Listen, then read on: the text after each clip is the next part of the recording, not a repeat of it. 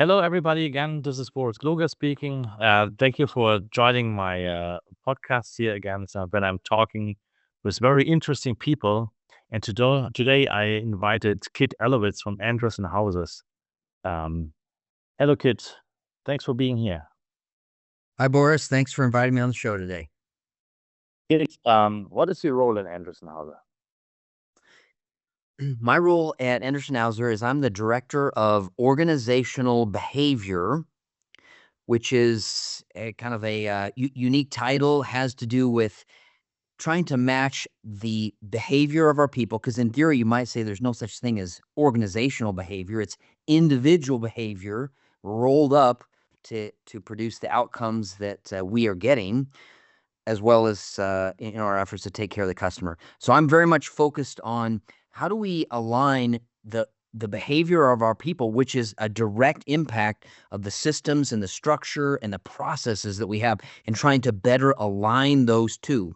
Because you might say that when behavior is out of alignment, it could be because of how people see the world, but it also is a function of the process and the structure and the cultural that they plan. So my job is to try to bring those all together to maximize a predictable, repeatable, preeminent customer experience for our customers.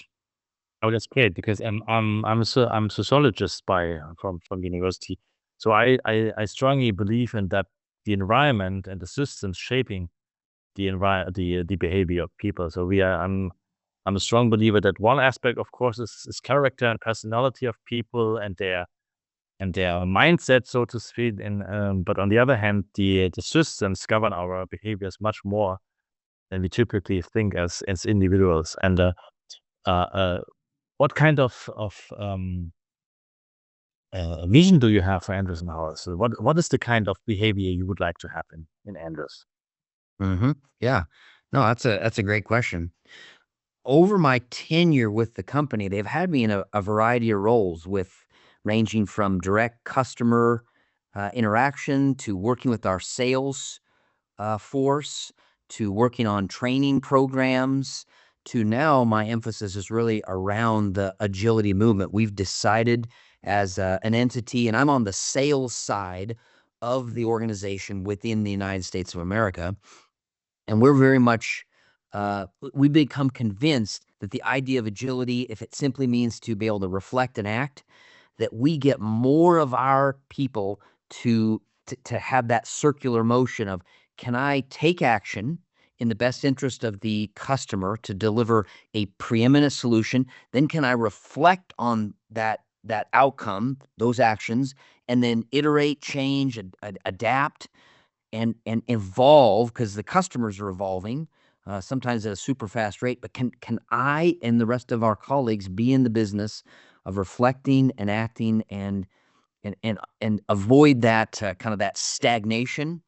I love dabbling in some of the thermodynamics laws, and I love the one about entropy that says Yeah, over time everything's going to move to a disorganized state. And I find that of with course. my physical health, health, with my relationship with my mother and family. So just keeping that front of mind for our employees is maybe what we're going after. But you or implicitly answers already my next question. But so to say, so you also believe it's possible to use Agile in a Scrum, sorry, in a sales environment, right? Yeah, but Yeah. is that counterintuitive? Because sales is typically steered by numbers and figures and clear sales targets and deadlines and profits. And so how is that possible in that environment? Right. Well, I've certainly come up against that same question, and a lot of heavy debate within our organization as we decided to implement or adopt the idea of agility or scrumming or sprinting, because it doesn't take long, with any sort of Google search to see that it typically, or at least it began in the software industry. Yeah, so And so certainly my critics have certainly challenged me that, and I've had to take my own journey of getting comfortable, uncomfortable, comfortable, uncomfortable, and trying to use the methodology in a sales environment. And I think I've become convinced that whether you're trying to improve a process or make an experience better or sharpen something that needs improvement, in a lot of cases, the pure methodology of using sprints and stand-ups and retrospectives and planning and organizing roles by team members and development members and stakeholders and Scrum Master and PO, it works. And we have now dozens of examples where we've used the methodology and it's worked. Cool. And you claim on your LinkedIn profile, I stalked you, and I have your LinkedIn profile that you have proven measurements. Can you share something with us that where you would really say, yeah, the performance really improved, so that people can get convinced using it not only in product and development, but also in sales and maybe HR and so on. Yeah, yeah. Well, I'll give you an easy one to begin with. So in our technical support group, we were really struggling with the volume of cases that were coming in to the team and organizing them in such a way that we could get them taken care of, have the customer have a great experience, and then move on to the next case. So we went through the methodology of Scrum and identified a Scrum Master, identified a PO, developed a team, and they came together and they performed a sprint and were able to figure out a product that, I mean, in a lot of these cases, it seems like it's right there on your fingertips. And, you know, what is easy to do is easy not to do, and what's common sense isn't common practice. And through just following the process, we were able to identify a way to prioritize and build a little inbox where all the technical support cases came in and they were prioritized. And we were able to ascertain a very quick amount of time that it was saving somewhere around 15 to 20 minutes per technical support resource per day, just by using an inbox that was organized, that had a little system to it.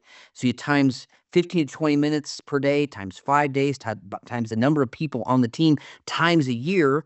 And all of a sudden, we were able to give back thousands of dollars to the organization in time saved, as well as allow each of those technical support people to utilize, reallocate that 15 to 20 minutes for another purpose, maybe to take on another case or to get improvement in any number of ways to return that value back to the organization.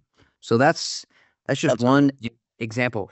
Here's another just really quick one. We have one of our really technical products that was kind of devoid of a real solid training approach, so that we could get new employees, new salespeople into the company, highly trained in a really specific, efficient, and effective manner, and then out there selling our product. So while we initially wrestled with, all right, can we really use pure Scrum methodologies to develop and execute a plan to get this training program developed and executed and people taught, and we tried it and it worked. And so we significantly reduced the amount of time that it took for this highly technical product to get in the bones of our salespeople, and then out pitches made and sales made as a result of using a Scrum Master, a PO, a development team, stakeholders. And so I've just been thrilled with the kind of the discipline that using this methodology offers. Yeah, it's counterintuitive that agile methodologies are super disciplined. Also, they provide a lot of freedom and agility of movement within the teams, right? I mean, people can choose maybe not all tasks that they like to do, but at least they are free to choose. They get some self-directive work and self-awareness back for themselves. Yeah. Yeah, that makes me think of, you know, my own journey and the journey of my Scrum Masters and product owners.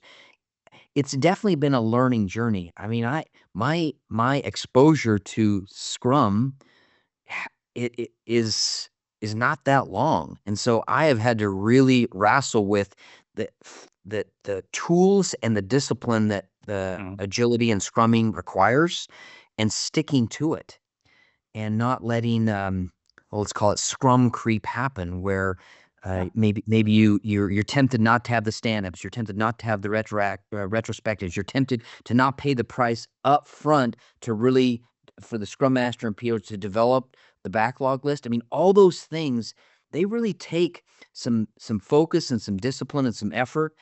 And in my own personal life, I mean, I do those Ironman races, and for years, I just thought if I just worked harder, I would get better. But it wasn't until I actually got scientific about the nature of each of the three disciplines that my times started getting better. And so, it's just such a natural principle of life, and it can take a lot of inertia to stay in there, just like working out. I mean, I went to the gym this morning. It was crammed, and I'm pretty sure in March, I'm not gonna have to fight for equipment again. Why is that? Why do we fall victim to that? I'm super attuned that if we don't do the same thing here at Anderson Hauser, creep will happen, and Yeah. our results may lag. Yeah, the scientific name for creeping is entropy, as you mentioned already, and that's the nature of physics. I mean, it will happen again and again if you don't put the effort of of becoming more self-aware, having reflections in place, really do a little bit of planning, and then stick to our disciplines. But what is your thought about leadership and the change of leadership in a company like Anderson? So again, my bias is that salespeople are typically very maybe command and control is too much, but they are driven by figures and numbers, and you have these strong salespeople say you have to deliver, I don't know, that amount of orders per quarter is, and then how's leadership coping with that new approach or different Mhm. approach? Sure. Well, it's a very great question. I think I would respond by saying, to begin with, I am over the moon about the fact that the gentleman that I report to, he's the general manager for all of Anderson Hauser sales side in the USA, is a strong advocate of this. And so certainly having that in your back pocket makes a lot of it helps me out a lot. It hasn't necessarily been a complete grassroots effort. So him talking about it, him being an avid student like the rest of us, certainly has made a big impact. Now, with that said, Boris, I would be misleading anyone who would say that we've somehow magically converted the crazy, amazing, fun pursuit. And I do think sales, being in sales, I think we're all in sales. I think sales Yep. is where the excitement is at. That it hasn't been that there hasn't been a give and take between we got to hit the numbers, we got to hit the profitability, and if we're all involved in the long game and not just the short game, which I do feel like the gentleman I work for and Anderson Hauser is in it for the long game, that that the balance is there. I honestly have seen or have in my bones now that agility, while not the first thing ever on the market, while it's not necessarily something magical, let's say, it has the discipline to help play the long game, to balance between the ever growing necessity of capitalism and growing our business, and yet, over time, our systems and structures and processes will not support the growth that we need if we aren't making process improvements and improving the business. And agility is a fantastic way to get there. Yeah, well, you are the best salesman for Agile. But long time ago. But maybe another question about the way you implemented it. Do you have a secret sauce that you can share with our listeners about how to implement Agile in such an environment? Do you have some tips for us? Mhm. Well, and it may sound self-serving, but our organization got exposed to agility through the gentleman that I work for. And then Anderson Hauser on a global level was very interested in it, and I actually went to a program that your organization put on. And your instructor, Catherine, was just sensational in terms of exposing us in a very organized way about the value and the necessity and the benefits of agility. So I think being able to tell the story in a clear way is a secret. And actually engage with your organization to have you come to the United States and do the same experience I went through to an influential body in my organization. I had some managers come, but I also had a lot of folks that were down in the weeds. And so I think if I had to share a secret, while whether you're starting at grassroots level or you've got starting from the top or somewhere in the middle, having an experience that shows you that agility, while maybe isn't rocket science and maybe is common sense, isn't always common practice, but you can do it if you're exposed to an experience that has that. So that would be my first trade secret, would be to engage the right number of people, or the influential people, or folks who are passionate about something or can get passionate about something, to go through an experience to understand what agility and Scrum is. Because you can go out on the internet and get a lot of, I don't know, information, and it can become overwhelming. I frankly, just, if you asked me 2.5 years ago, I didn't even know that Scrum was related to the game of rugby. And so what was really fun is we have one of our folks on our team that used to play rugby. And so she exposed us to the why scrummage is part of the rugby game. And it drew, it closed some connections for me, and I think some of my team as well, as to where's the connection. And it's fun to now watch a rugby game and better understand it. So that would be one idea. The second idea would be, I really think you have to follow the discipline and the rules of engagement exactly for doing scrums and sprints. I think that where we've seen success is being very outspoken when we see this scrum creep happening. We've even got to the point where, while we encourage folks to try things, if you're going to be formal in running a sprint or doing a series of sprints, then you need to have gone through the program so that there isn't misinformation happening. I am acutely aware that when creep begins to happen, just things break down and misinformation is shared. And so I'm all over that. Maybe my last tip would be keeping track of your results. So, for example, for us, we've got this, and I've tried to make it more available, more simplicity on the far side of complexity.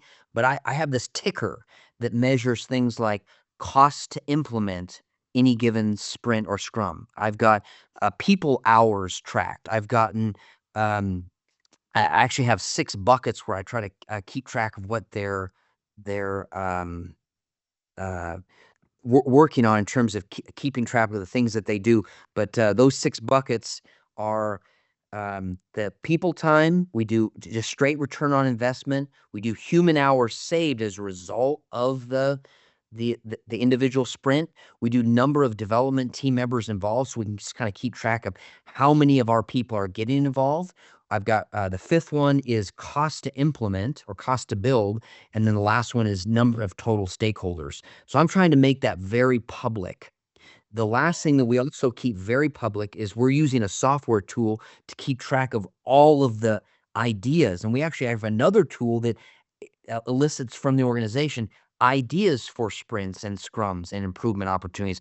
All that we're making very public. I'm on the executive team for the United States of America. And so every month that gets shown, debated, talked about with the rest of the executive team. So it's very much keep it in front of all of us. Because I think, again, if it's not in front of you, it gets lost. It sounds super data-driven. It's a data and measurement-driven approach. Yeah, and maybe every sales organization is, but we're also a lot of engineers. So we got that on top of being sales. So we've got dashboards and measurements for everything. Cool. So this is no different. Yeah, but I think that's super interesting to hear that you need to have a kind of a feeling how you perform over the long run. I mean, you mentioned that you do Ironman training. That's exactly what you do in sports as well, right? You try to improve on your speed, on your I don't know, tactics or whatever it is that is necessary to get a little bit better in the next run. Sometime. Okay, so maybe one of the last. What is the future of Agile in your organization? What do you think? What are the next steps? Do you have still some challenges to go through, or is everything fine already? And you are on, I don't know, on the beach drinking your cocktail. Yeah, everything is fine. Yeah. No, that's a great question. One of the other ideas I took from your organization had to do with getting together often. I think you call it some version of coffee or getting together coffee. We have I've adopted that. So every week, all of my Scrum Masters and I get together for a short 30-minute kind of coffee session. I also do that every week with our product owners. And we were just um, talking about the opportunity and challenges, both, equal ends of the pendulum this morning, about what lies ahead of us, 2025 and beyond. And the opportunities and the challenges and the just the rub between the two is infinite, Boris. I have a list I keep track of all the opportunities. I mean, I've got like 41 right now that are opportunities for sprints and finding the resources and the capacity to get those done. That's the fun part. So we're prioritizing those to keep those going. So to answer your question,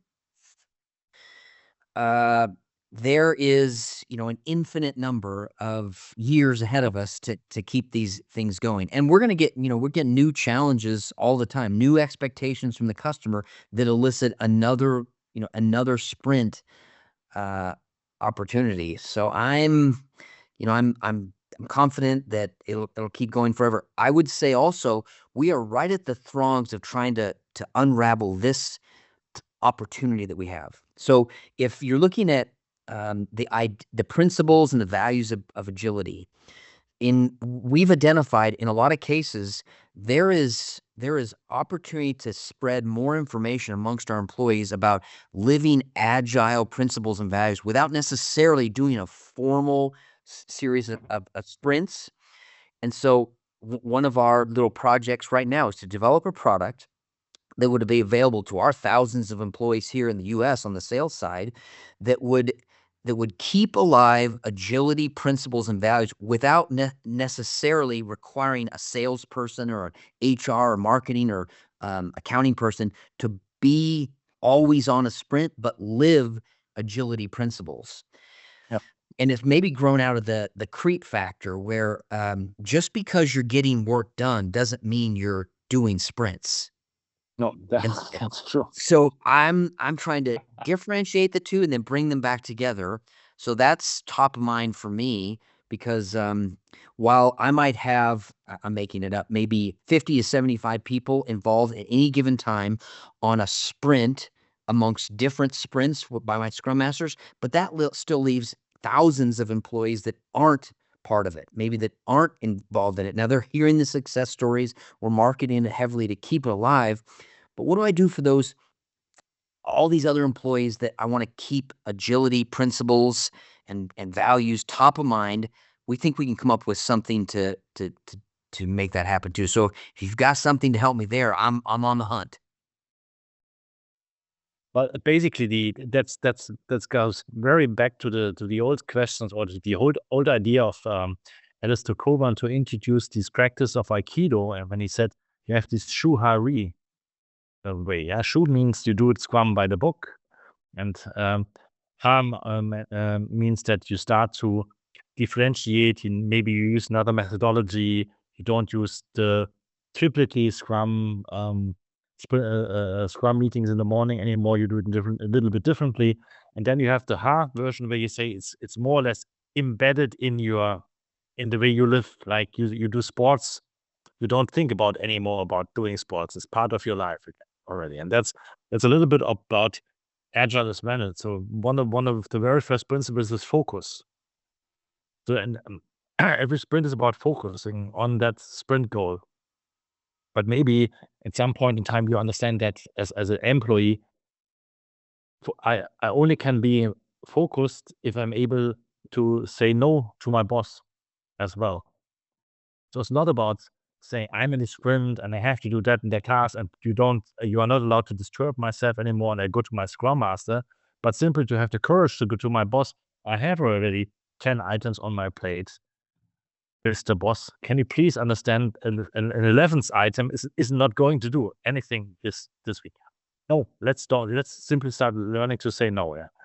And that's then embedded in the culture, or to understand. And it's not about saying no in terms of you are not polite to your boss anymore, or you don't want to do your work, or you are, I don't know, afraid of doing your job. It's just saying, I would like to become more productive, but I can only do that by staying focused on being aware, or taking my time every week to have a 5-minute reflection with my team or with myself, or I don't know, I go outside for an hour and just thinking, and maybe I'm not working in a sense of I'm not taking the phone calls, but just remembered or reviewed my week. So that's a kind of embedding agile philosophy in the culture of company, I think. Yeah. No, I appreciate that. That makes sense. It all that your comments reminded me of I there's that adage that says what's easy to do is also easy not to do.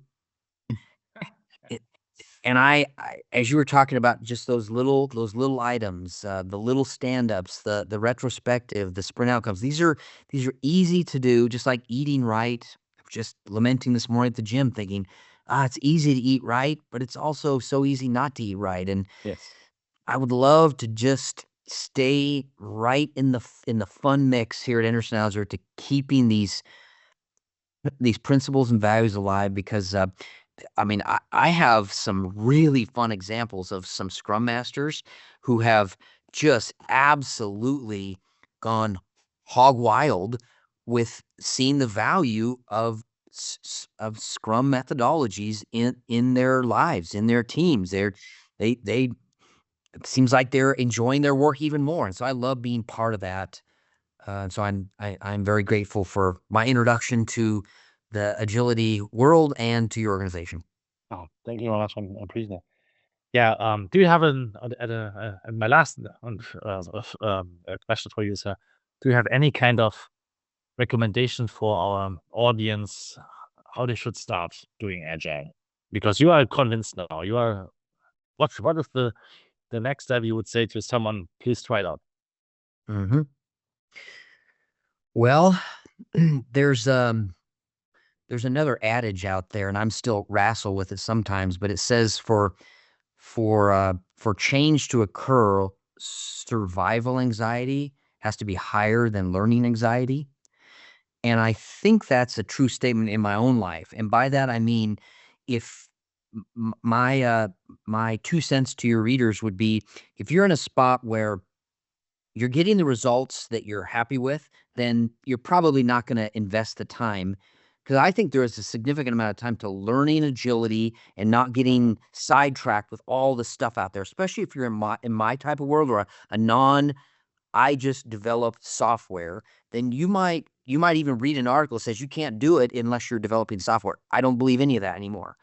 So I think my pass on would be, if you're in a spot where you're not getting the results you want in your organization or in your role, wherever you find yourself in your organization, then I would invite you to consider that agility and the principles around it uh, can really help you change the way that you see getting work done and getting results. And so, if you're in that spot, then I think jumping in agility is a great way to excite you and the people that you work around. But that's after that, nothing can come. Thank you very much for this super endorsement for an agile life, so to say. Kit. Thank you. Yeah, no, it's yeah, I'm honored that you even asked for my 2 cents. I've been out speaking out about on agility, and I just think It's a great way to live, understand a framework. I think if you understand a framework and you follow a process, you'll get better results. This is yet another one of those frameworks that I've stumbled across in my life that's made me a wiser person, and I think has made many of our employees wiser, and is on a long-term trajectory to make Anderson Hauser a better company. Kit, thank you very much for your time. I hope you enjoy the rest of your week, and see you. Thank you, Boris. Thank you very much. So then let's stop. Stop chats.